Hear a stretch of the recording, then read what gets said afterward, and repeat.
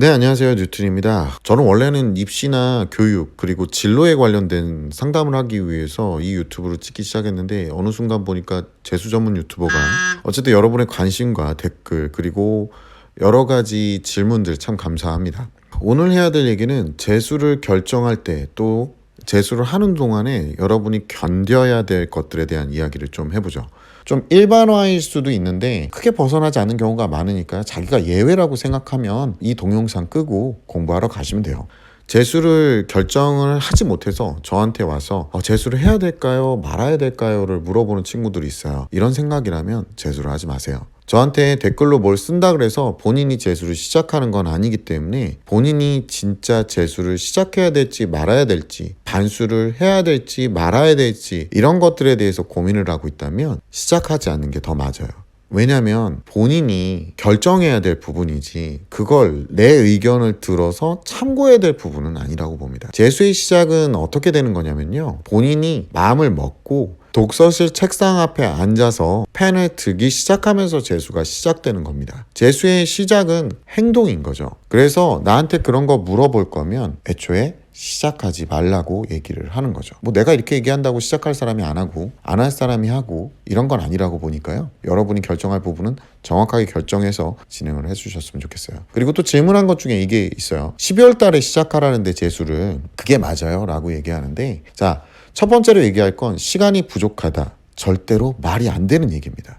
아까 얘기했던 12월에 시작하는 게 1년 동안 공부를 해야 되니까 12월에 시작해서 11월 달에 시험을 보는 게 1년을 채운다라고 얘기하는 것처럼 들리는데 솔직히 이건 그냥 산술적인 계산이죠. 개월수가 중요하진 않아요. 시작 자체를 언제 했느냐보다 시작을 어떻게 했느냐가 되게 중요해요. 본인의 의사로 시작을 해야 되는데 주변의 권유로 한번 해볼까? 여기 다녀보니까 거지 같고 그냥 재수 한번 해볼까? 라고 해서 들어왔다면 어떻게 해든 시간은 부족합니다. 왜 시간이 부족해지냐면 대표적인 사례가 있어요. 공부를 참 열심히 했던 친구인데 자기가 원하던 대학에 못 들어갔는데 이 친구가 굉장히 고민했던 게 난 이 대학에 안주하고 싶은데 주변에서 불안한 심리를 굉장히 줬어요. 선생님 저 한번 재수를 한번 해보려고요. 그러고 왔어요. 그래서 제가 정말 해야 되겠습니까? 라고 얘기를 하면 내가 말릴 수가 없어. 뭐 니네들 똥꼬집대로 할 거라 내가 그거 말려봤자 소용이 있니? 재수는 원래 그렇게 시작하는 거야 라고 했더니 한 2시간 지났나? 저 이제부터 해보려고요 하고 왔다가 또 한 몇 분 지나서 선생님 저 근데 하는 게 맞을까요? 그리고 재수를 시작을 했어요. 재수에 대한 명언 중에 이제 경험한 친구들 중에 재수는 참 시간이 부족하면서도 시간이 남는 게 재수다라는 얘기가 있습니다. 왜 이런 얘기가 나왔냐면 사람이라는 게 처음에 이제 일찍 시작했잖아요. 그리고 남의 의사로 시작을 해요. 자기 의사도 갈팡질팡하는 상황에서 시작을 했는데 쭉 뒤로 가면서 어떤 문제가 생겼냐면 9월 달 정도에 이제 마음이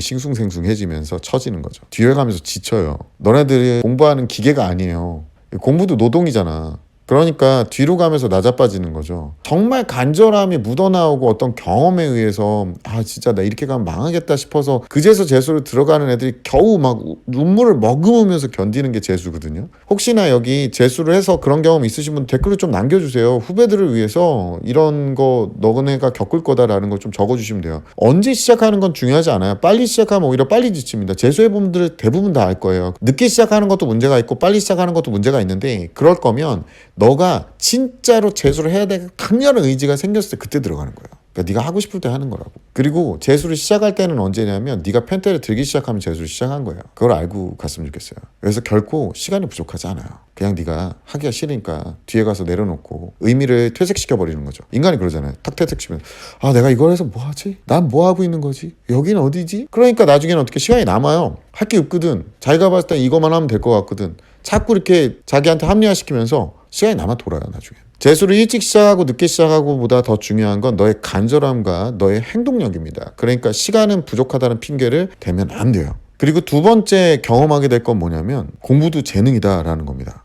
이 얘기 또 나오면 여기 댓글로 막 공부가 재능이라서 하지 말라는 거야 뭐 이런 친구들 생길 건데 그런 얘기는 아니고 공부가 재능이라는 게 뭐냐면 너네 운동 알죠? 운동, 음악, 미술 이런 거. 그 미술 재능 있는 애들 보면 그림 그리는데 15분도 안 걸려요. 막 금방 그려내요. 나는 그거 따라하려면 한 2박 3일 걸립니다. 그리고 따라되지도 않고요. 같은 시간 같은 노력을 가했는데 이제 얻는 것도 다를 뿐더러 또 하나가 뭐가 있냐면 괴로워. 운동을 예를 들어 볼까요? 운동을 하는데 어떤 친구는 운동을 좋아해. 그러니까 운동시키면 막 땀 흘려가면서 막 하고 있는데 옆에 있는 애는 완전 노동이야. 야, 운동과 노동은 완전 다르잖아요. 막 비만인 친구들 집에서 이제 운동시킨다고 계단 올라가면 그건 노동이죠. 애가 올라오면서 막 신세한탄을 하면서 아유 저는 내가 소세지 먹을 때 왜 먹었지 막 이러면서 올라와요. 노동이잖아. 그 괴로움이 엄청나다고요. 공부가 재능이기 때문에 이것들에 재능이 없을 땐 굉장히 괴로울 거예요. 너는 그걸 참아내야 되는 거야. 하기 싫다고 또는 잘 못한다고 그걸 내버려둬야 될 이유가 없어요. 근데 너는 자꾸 그걸 피할 거예요. 자꾸 하기 싫으니까 이제 이거 밀어놓고 할 만한 것들 좀 만만한 것들로 갑니다. 그러니까 나중에 시간이 없다라는 첫 번째 핑계가 들어오는 거예요. 하려고 마음먹고 봤는데 너무 많이 밀렸어요. 시간이 없어요 선생님 어떡하죠? 이렇게 되는 거죠. 그러니까 한 가지 인정하고 가자고요. 공부에 재능이 없어서 지금 괴로운 거니까 괴로운 건 견디면서 가세요. 그리고 밸런스 좀 맞춰주세요. 이거 잘하는 것만 자꾸 하지 말고 못하는 거 자꾸 들어가서 시간 더 넣고 효율이 어쩌고저쩌고 얘기하지 말라니까. 뭐 죄다 이제 뭐 이건 안 맞아서 내려놓고 저거는 아니고 뭐 이러고 앉아있죠. 원래 효율 찾는 거 아니에요 공부할 때. 공부에 효율이 어디 있어요. 재능이 안 맞아서 지금 너 재수하고 있는 걸 건데 재능이 없는 과목에 대해서 너가 무슨 효율을 찾아요. 어떤 것도요 밀어둬야 될 이유가 없어요. 재능이 없는 거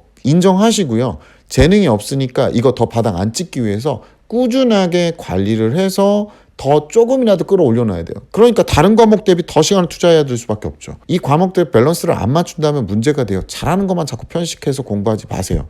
공부도 재능입니다. 요거 알고 계세요. 그러니까 재수하면서 그런 걸 견뎌야 돼요. 그리고 세 번째가 뭐냐면 여러분이 견뎌야 될 거는 아까 말했던 첫 번째 시간이 없어요. 이런 핑계도 핑계지만 열등감이에요. 열등감이 밀려올 때는 굉장히 주의하셔야 됩니다. 주변에서 상담이 많이 오다 보니까 이제 걔가 재수한다는 걸 알아요. 근데 재수하는 친구를 비하하는 게 아니라 참 열심히 하는 친구인데 재수한다는 걸 알아요. 그래서 제가 이제 아침에 이제 나갈 때 이제 저랑 마주쳐요. 그럼 마주치면 안녕 그러면서 어디가 이렇게 물어보거든요. 분명히 제가 알기로는 재수 학원을 가는데 저한테 이제 이러는 거죠. 저 알바 갑니다. 이렇게 얘기를 합니다. 뭐 진짜 알바를 갈 수는 있는데 알바 가는 애 가방이 이렇게 두툼하거나 그럴 이유는 없잖아요. 얼마나 상처겠어요. 힘들고 자존감이 무너진다니까요. 그 친구랑 한번 얘기한 적이 있었는데 가장 힘들 때가 언제냐면 본인의 존재에 대한 의문이 생긴대요. 그러니까 뭐냐면 이전까지 고3 때까지는 학생이잖아요. 그리고 대학교를 들어가면 대학생인데 지금 자기는 뭐냐는 거죠. 학생도 아닌 애매모호한 어떤 위치에 가 있다는 거예요.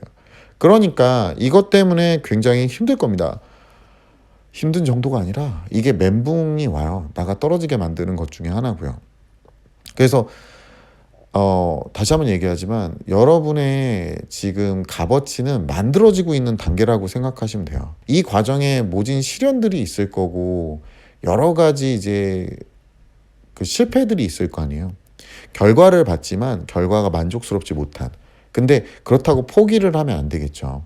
그래서 여러분이 견뎌야 될 거 다시 한번 말씀드리지만 이 자존감이 훼손될 겁니다. 자존심이 굉장히 망가질 거예요. 그리고 자신의 존재에 대한 어떤 의문이 생기는 이런 부분은 실패한 자들이 겪어야 될 수밖에 없는 숙명적인 거라고 보시면 돼요. 하지만 여러분은 그 실패를 통해서 그 실패를 견디고 이겨내는 걸 배우게 될 겁니다.